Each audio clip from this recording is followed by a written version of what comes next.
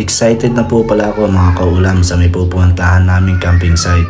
At umorder na rin po ako ng mga pangangailangan po namin sa mga pag-camping na pupuntahan po namin. Kaya ito po, i-unbox ko na po yung isa sa parcel na dumating po sa in-order ko po sa may Lazada mga kaulam. Unang i-unbox natin mga kaulam, itong upuan muna mga kaulam. Bali, 2 piraso nga po pala ito mga kaulam. At syempre, tigisa po kami ni Commander. Kailangan po pala nating videohan bago i-unbox yung parcel po na ito mga kaulam. Baka mamaya meron pong factory defect at para po may refund din po natin to kung sakali man po na meron pong factory defect yung na-order po namin na to sa may Lazada. So ayan, tinetesting nga po namin kung matibay siya or marupok, pero okay na okay po siya. Yung tatak naman po nito is sigurado na pagkakatiwalaan po. So ayan, ayos na po siya mga kaulam. At ang susunod naman po pala natin i-unbox mga kaulam ay itong tent natin mga kaulam.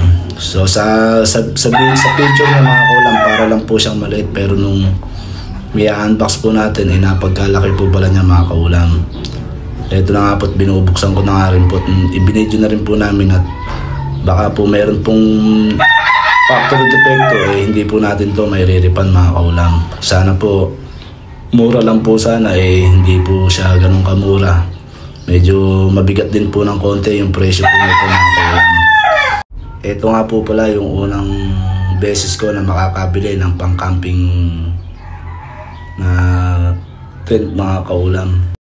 Sana lahat po ng camping site dito sa may parting Luzon po mga kaulam, sana po mapuntahan ko po at maranasan yung ibang nararanasan ng mga nagka-camping site dito sa atin mga kaulam. Talagang excited na po talaga ako mga kaulam. Kaya ito, mamadaliin ko na po yung pagbuka ng ating tent mga kaulam. Bali, ayan na po siya. Bali, easy lang naman po siyang buksan mga kaulam. Hahatakin mo lang siya at yun na, nakatayo na yan mga kaulam. At yun lang po, salamat po sa panonood mga